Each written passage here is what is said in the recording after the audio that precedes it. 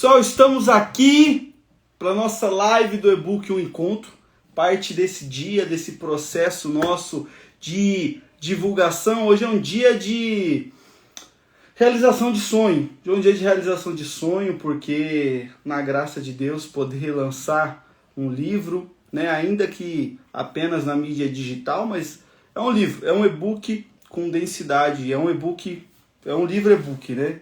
E quem sabe, se Deus quiser e assim permitir, em breve, nos próximos meses, a perspectiva é que esse e-book ganhe contornos físicos, né? E a gente tenha então um encontro como livro físico, um encontro que está disponível para o mundo inteiro, ele está na Amazon do mundo inteiro, por enquanto apenas na versão em português, mas bem em breve nós temos o planejamento, na verdade já está em curso, né, o projeto de nós termos um encontro em inglês e em italiano, né? As duas versões já estão em revisão do e-book, então muito em breve nós teremos disponível na Amazon as versões em inglês e em italiano, e se Deus permitir a gente pretende expandir para outros idiomas para que o encontro chegue no mundo inteiro, chegue onde a Amazon chegar, o encontro vai chegar, enfim, e outras plataformas que em breve também o encontro nós estamos estudando outras plataformas, né? Já temos visto outras plataformas internacionais e em breve, se Deus quiser assim permitir, né, o encontro também vai estar disponível em outras plataformas. Escolhemos a Amazon inicialmente pelo tamanho da Amazon, né? A gente está falando da maior empresa de livros e e-books do mundo, então o Kindle é a maior plataforma, né, de leitura de e-books do mundo, então tem uma qualidade para a gente ler, um conforto que a gente lê pelo app do Kindle que é muito boa. Eu não tenho o Kindle físico, né, mas o app do Kindle é muito legal. Né, já li muito no celular vários e-books assim, é uma leitura muito mais prazerosa do que no PDF, né, no Adobe direto. Igual aqui mesmo, eu tô com o tablet, está com o PDF, né, do manuscrito, então você vê com a luz mais branca, uma leitura mais desconfortável do que do Kindle, por exemplo. Então, isso porque está com proteção ocular, outras coisas aqui no tablet. Então a gente entende por que o Kindle traz um conforto e traz uma segurança para o autor, porque no Kindle não tem como baixar PDF e distribuir por aí, então no Kindle a gente tem essa segurança, a gente tem esse conforto, né? Então, por enquanto, esse é o cenário do e-book Um Encontro. Hoje é o primeiro dia oficial, né? Ele já está disponível na Amazon desde sábado, mas hoje é o primeiro dia que a gente divulgou, começou a compartilhar, enfim, né? A gente fez algumas atualizações na página dele da Amazon, melhorou algumas coisas também, então o encontro está disponível para o mundo, né? E se Deus quiser vai impactar muitas vidas, já tem impactado a vida de muita gente. Então quero fazer uma oração e aí a gente discute um pouco mais sobre o livro, enfim, e aí a gente faz uma leitura, a gente pega um capítulo e aí a ideia é ser uma live bem breve, né? Apenas para a gente trazer esse primeiro momento sobre o encontro e no futuro a gente fala mais sobre. Então, vamos orar? Senhor meu Deus, meu Pai, obrigado pela vida de todos que estão na live, daqueles que ainda vão vir, daqueles que vão ver o vídeo gravado depois, que o Senhor venha abençoar, venha guardar, venha prosperar, em nome de Jesus, que o Senhor esteja conosco nesse momento. Cremos, ó Pai, que esse projeto, que esse trabalho, que esse e-book é fruto de algo que o Senhor tem gerado em nós, não é apenas um projeto pessoal, não é apenas um projeto de sonho pessoal, mas é um projeto que o Senhor colocou em nosso coração. Nós estamos compartilhando ele com o Brasil, com o mundo, e se Deus quiser, vai impactar a vida de muita gente. Peço que o Senhor esteja conosco, toque corações e leve cada dia mais longe essa mensagem, em nome de Jesus. Amém. Pessoal, o encontro, ele é fruto de alguns anos, né, que a gente tem tentado projetar uma ideia, alguma coisa, para transmitir essa mensagem. Já tem alguns anos eu gosto muito de pregar sobre o chamado do apóstolo Mateus, sobre Filipenses 3, 7, 8, quando Paulo fala que tudo que ele tinha como lucro, ele tem como perda diante do conhecimento de Cristo Jesus. E aí ele reafirma isso, dizendo que o conhecimento de Cristo Jesus tornava todas as coisas insignificantes, tornava como lixo. Inclusive a gente traz isso, esse versículo no final do e-book. E é justamente essa mensagem de que o encontro com Jesus, ele nos transforma. Não tem como eu sair igual de um encontro com Jesus. né? Tem uma frase que eu gosto muito do meu pastor, do pastor Everson, que ele traz, que encontrar Jesus é igual ser atropelado por um caminhão. Não dá para sair do mesmo jeito depois. Você não sai igual. Então, ter um encontro com Jesus, ele muda nossos paradigmas, ele muda a nossa mentalidade. Quando eu falo de encontro com Jesus, eu não estou aqui trazendo um encontro com a igreja. Eu não estou dizendo rito religioso, eu não estou dizendo ir no culto. Você pode encontrar Jesus no culto, você pode encontrar Jesus em uma atividade da igreja, mas não necessariamente o ir lá e o estar lá, ter práticas religiosas é o encontro com Jesus. O encontro com Jesus é um lugar de relacionamento.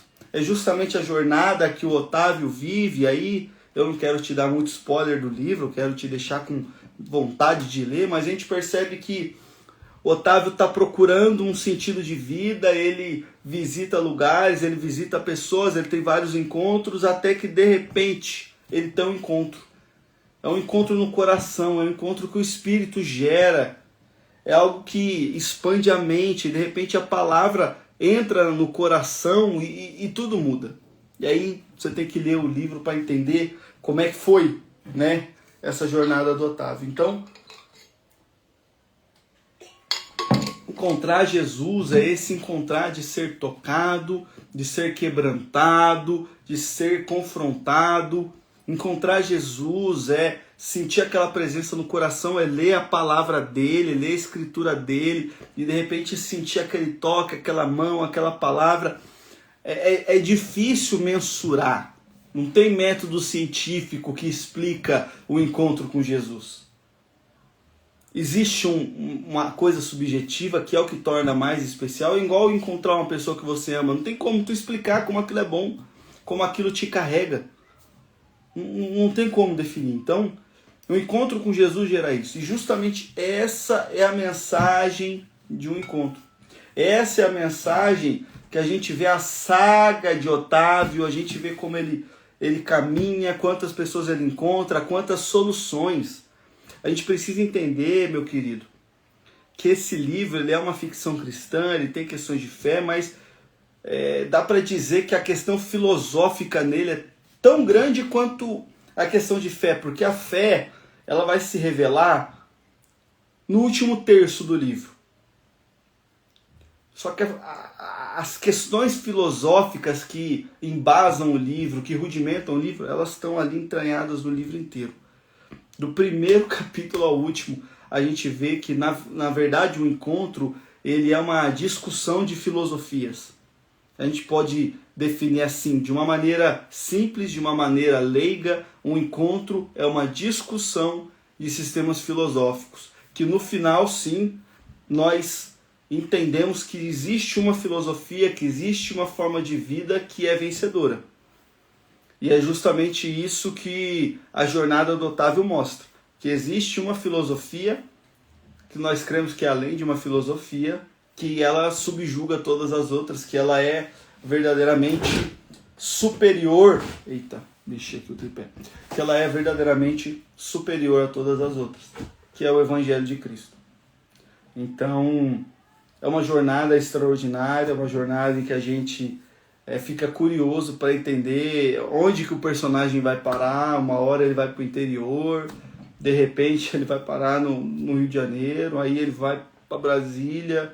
Enfim, ele fica numa saga, uma hora é praia, outra hora é cidade, aquela muvuca, enfim, o que ele está procurando, que loucura é essa, o que ele está fazendo. E aí ele acha o caminho.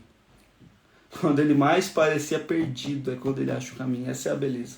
Essa é a beleza da vida, essa é a beleza do encontro. Então o encontro, ele tem isso.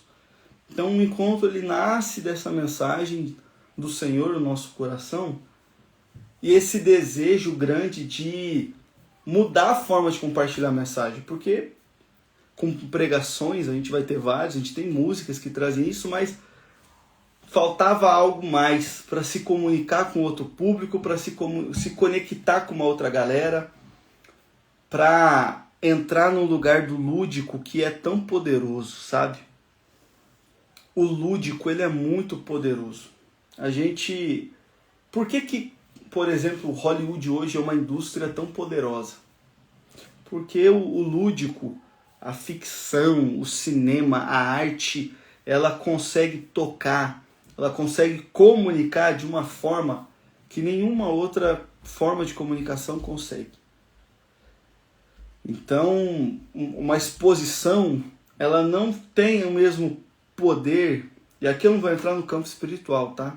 Não vou entrar no mérito do que o Espírito Santo faz, pelo amor de Deus. Estou falando no sentido humano, estou falando no sentido racional ali, de como o ser humano funciona.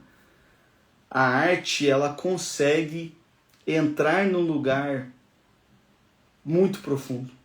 E por que não nos apropriarmos disso? Por que nós não deveríamos nos apropriar dessa arte?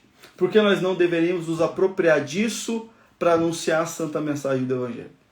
Então é justamente essa a proposta que nós temos em Um Encontro. É justamente se apropriar da ficção, se apropriar dessa cultura do livro, dessa cultura literária, que no Brasil a gente sabe que é uma área tão deficitária, o brasileiro não lê, enfim, o brasileiro médio tem uma dificuldade com a leitura, não fomos criados para ler, não somos amantes de livros, mas é uma plataforma, é uma ferramenta de levar o Evangelho mais longe, de levar essa mensagem de uma forma lúdica, de uma forma diferente, de uma forma que vai tocar corações. Né? Tem colegas e amigos que talvez nunca entrariam numa igreja para ver uma pregação, mas talvez vão ler o livro. E aí Jesus pega. Então é nisso que a gente crê, é baseado nisso que o encontro nasce. O encontro é uma jornada de propósito que nasce por um propósito, que é compartilhar essa mensagem. Então, nós cremos nesse livro, nós cremos nessa mensagem. Eu quero muito que esse livro chegue em vários lugares. Eu estou sonhando com o livro físico, eu estou sonhando em abençoar vidas com esse livro. E estou sonhando em ganhar dinheiro com o livro. Também ia ser muito bom pagar meu casamento, quem sabe mais do que o casamento. Ia ser muito legal, né? Um amigo hoje até brincou sobre isso. Né? Mas enfim, está nas mãos de Deus e o que Deus quiser Ele vai fazer. E o meu desafio é descansar em Deus. É o desafio de todos nós. E eu queria trazer uma leitura de um capítulo, que é o capítulo 4. Eu vou fazer a leitura aqui, né, com você. Eu acho muito legal esse capítulo, porque ele confronta em muitas camadas, sabe? É um capítulo que tem algumas camadas que é bem legal. O capítulo 1 é o capítulo que a maioria vai ler, porque é o primeiro, né, e também está disponível na Amazon, né? A amostra gratuita te permite ler o capítulo 1 inteiro. Então, a maioria vai ler o capítulo 1, né? Mas eu queria trazer o 4 para te atiçar um pouquinho, para você ver. Vamos lá? A estrada para Itu parecia uma linha de demarcação entre o caos metálico de São Paulo e uma possibilidade de silêncio.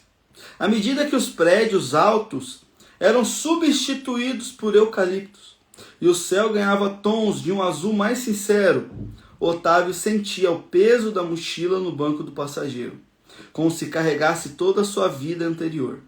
Ele chegara à cidade dos exageros, buscando o oposto, o essencial. A recomendação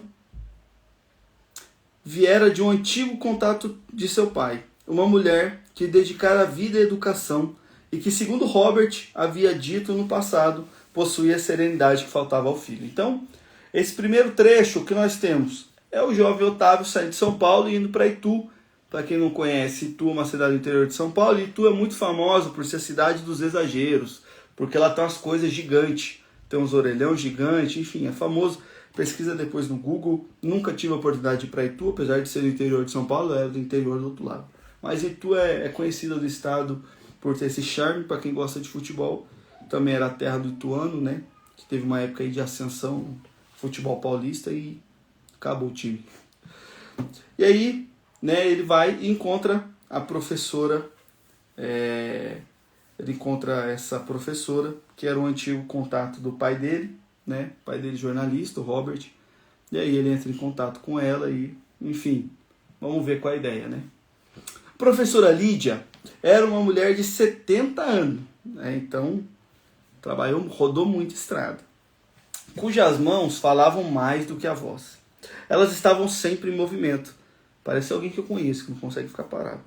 Elas estavam sempre em movimento, sempre acomodando livros em prateleiras desgastadas, sempre preparando um chá de erva cidreira para algum vizinho em dificuldade.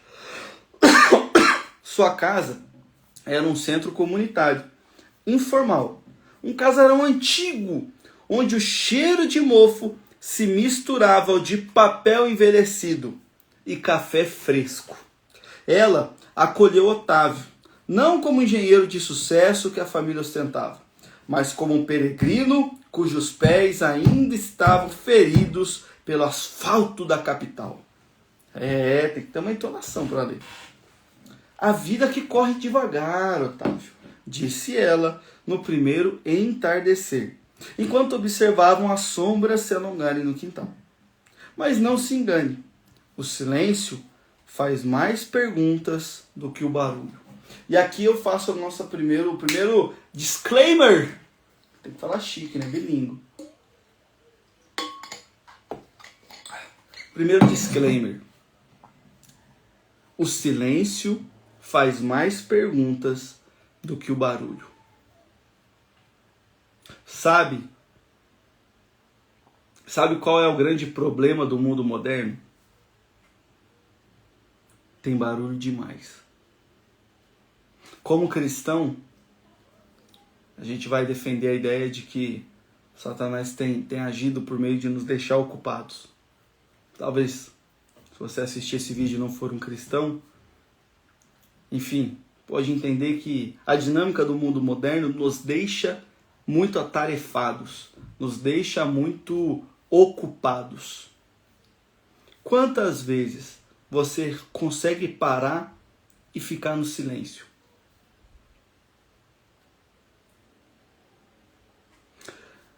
Não sei se você vai lembrar de filmes, desenhos antigos, né? Era muito comum, principalmente desenhos às vezes americanos, você vê que eles têm muita coisa assim, de ter umas casas com uns quintalzão, de ter uns espaços muito legais.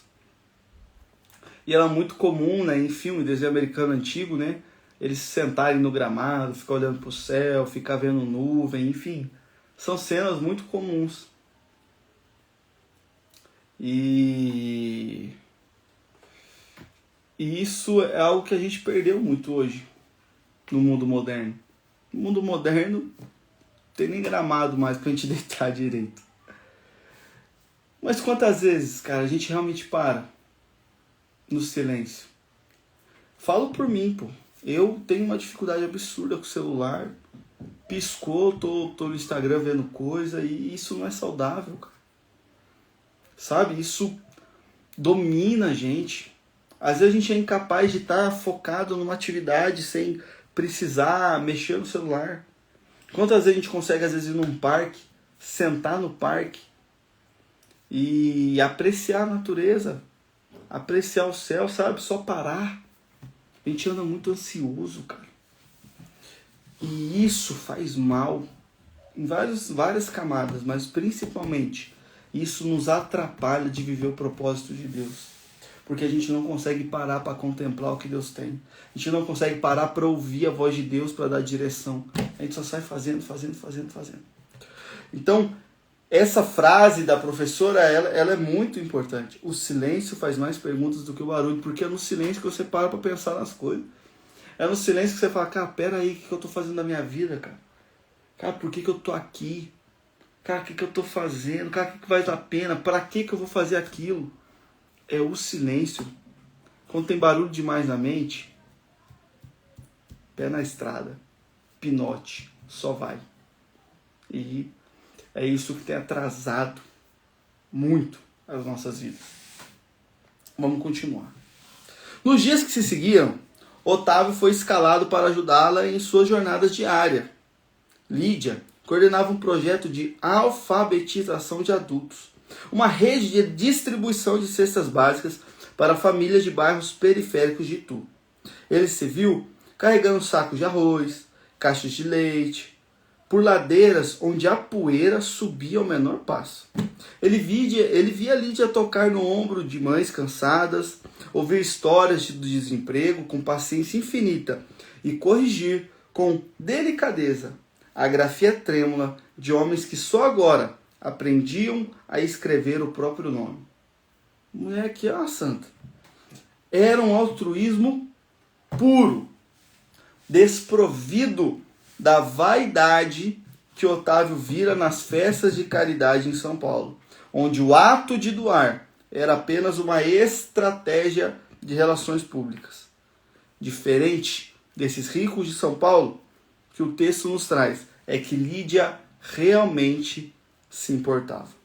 Ela conhecia o nome de cada neto de suas alunas e sabia qual remédio o senhor da esquina precisava tomar.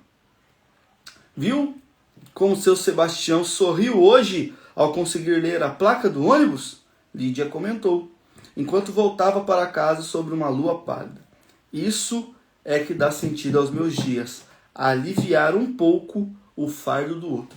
Veja, olha como é interessante. A Lídia aqui, ela é uma filantropa sem dinheiro, né? A filantropia dela é com a vida mesmo, com a energia, altruísmo puro.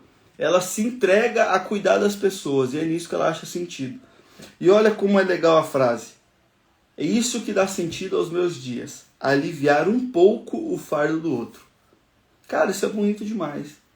Mas é curioso esse final da frase, aliviar um pouco. Porque a Lídia fazia demais pela comunidade. Ainda assim, tudo que ela conseguia era aliviar um pouco o fardo. Capita isso.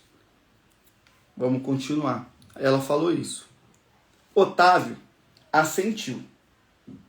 Mas no fundo de seu peito, uma inquietude incômoda começou a brotar.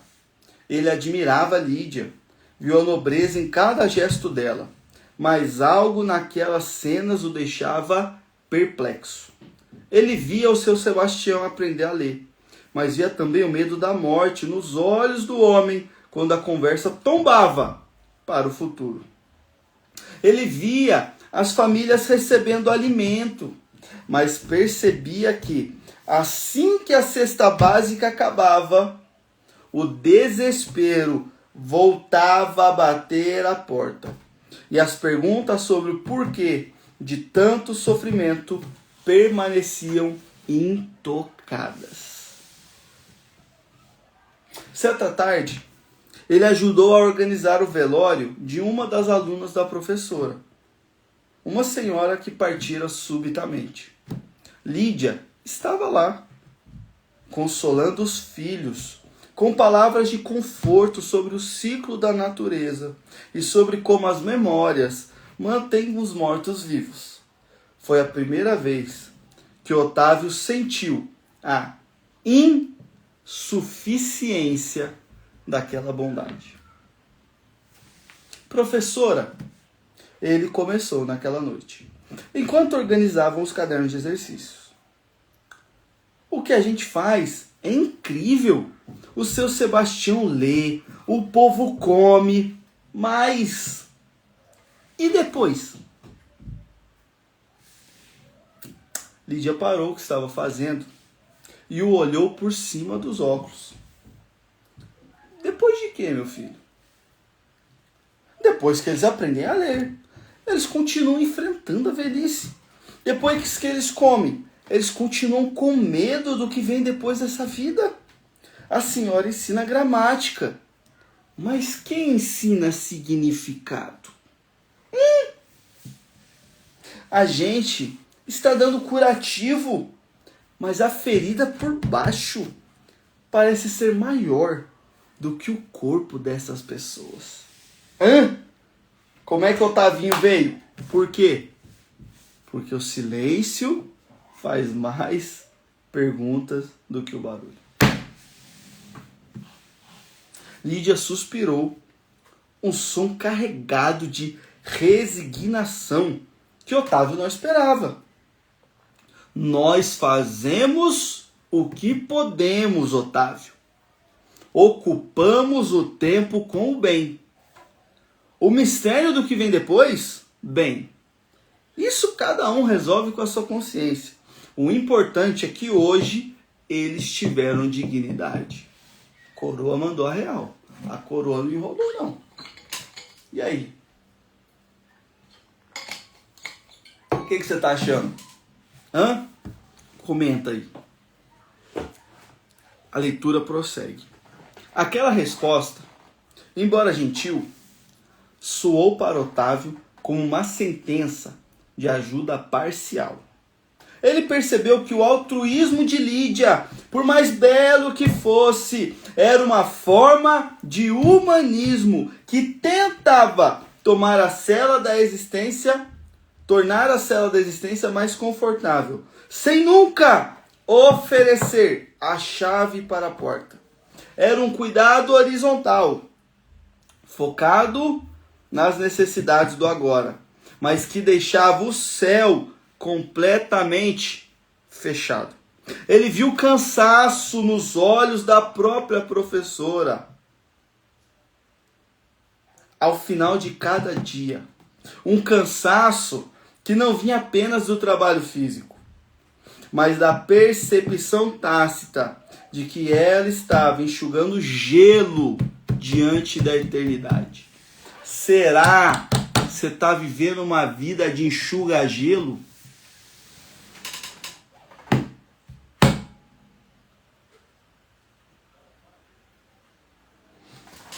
Você está vendo como tem camadas o encontro? Você está vendo como não é só uma história, não é só um cara que está em Itu e encontrou uma velha. Existe uma filosofia por trás, porque a nossa expectativa é baseada no que a gente acredita.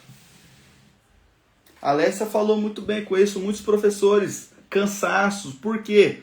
Porque muitos, como a Lídia, têm uma expectativa de fazer algo na vida das pessoas que eles não são capazes.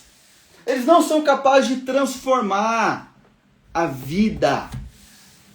Eles podem dar ferramentas, podem dar conhecimento. Esse conhecimento pode gerar impacto, pode transformar, mas o professor, a pessoa, eu, você, nós não somos capazes de transformar o outro. Ideias podem gerar impacto, sim, mas nós diretamente é. E o Otávio começou a enxergar que a Lídia estava cansada, vivendo aquela vida, se entregando tudo, por algo passageiro, por algo que se esvaía. Em rápidas palavras, a Lídia estava gastando a vida dela com algo que no amanhã já não significava mais nada.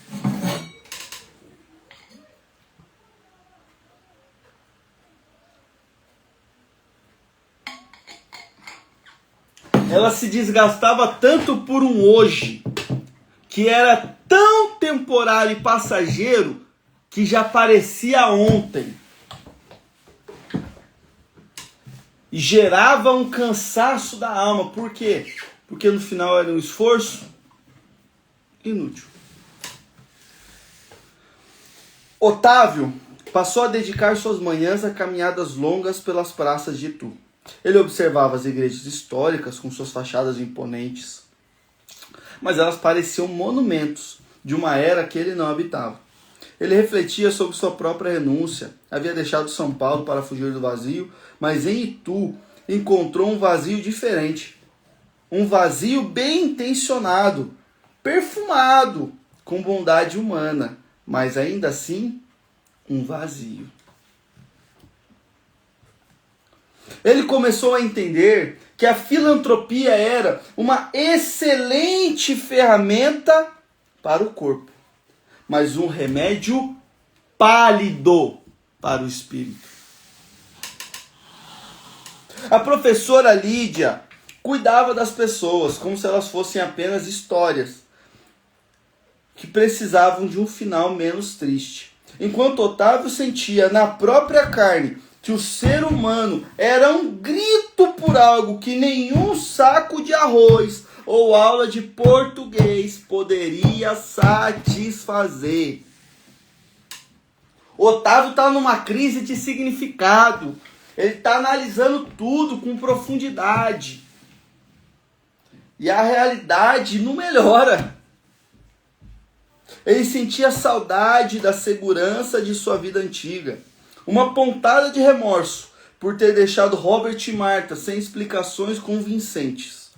Mas a ideia de voltar para o conforto sem respostas era pior do que a incerteza do caminho. Se o sucesso era uma mentira e a caridade era apenas um alívio temporário, onde estaria a verdade que não se desfazia com o tempo? Cara, isso aqui é profundo demais. Esse guri, ele é o próximo Nietzsche, é o próximo Aristóteles. E isso precisa mexer com a gente. Nós precisamos pensar nisso. A estada em Itu fora necessária para desconstruir sua visão de que fazer o bem era o destino final do homem. Ele aprendera com Lídia que o amor ao próximo era o ponto de partida, mas que se esse amor não estivesse ancorado em algo que transcendesse a própria biologia humana, ele terminaria em exaustão e silêncio.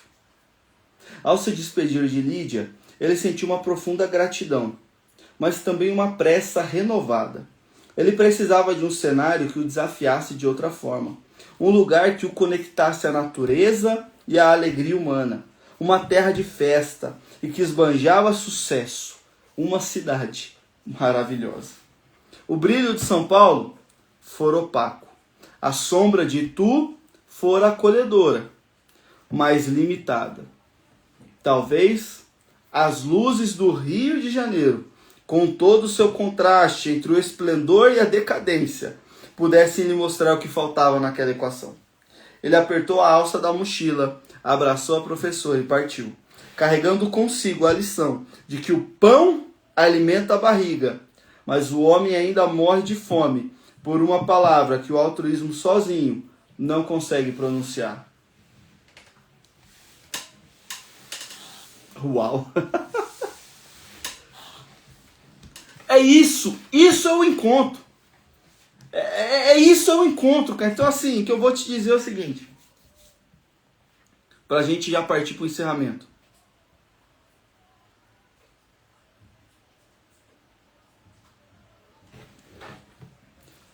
Corre para adquirir o seu. Corre para adquirir o seu, cara.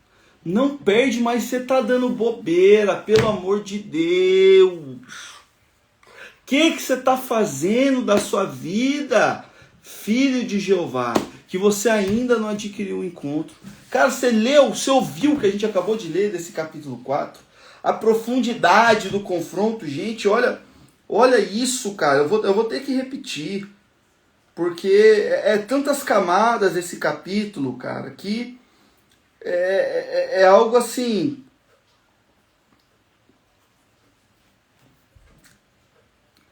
A estrada em Itu fora necessária para desconstruir sua visão de que fazer o bem era o destino final do homem.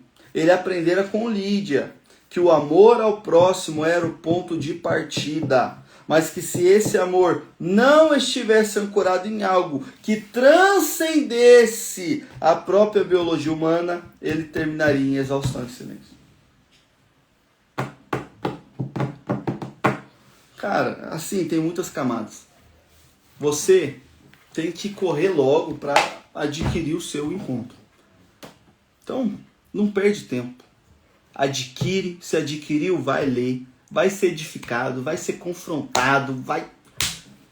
E vai meditando, cara. Porque cada capítulo tem muita camada. Não é só uma história, não é só uma ficção, não é só fé. É filosofia, é teologia, é didática. Porque o livro é uma baita ferramenta didática para te ensinar sobre uma vida que faz sentido. Então, assim, corre, adquire o e-book, compartilha com todo mundo, comenta sobre, porque eu tenho certeza que assim como eu fico mexido sempre que eu rumino nisso, você também vai ficar. Então, Deus te abençoe muito. Corre, vai ler o encontro, vai mergulhar no encontro, porque você não vai se arrepender. Tamo junto, tá? Um beijo do gordo.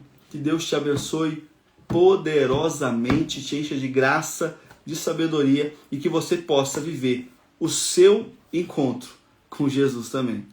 Tamo junto. Até a próxima.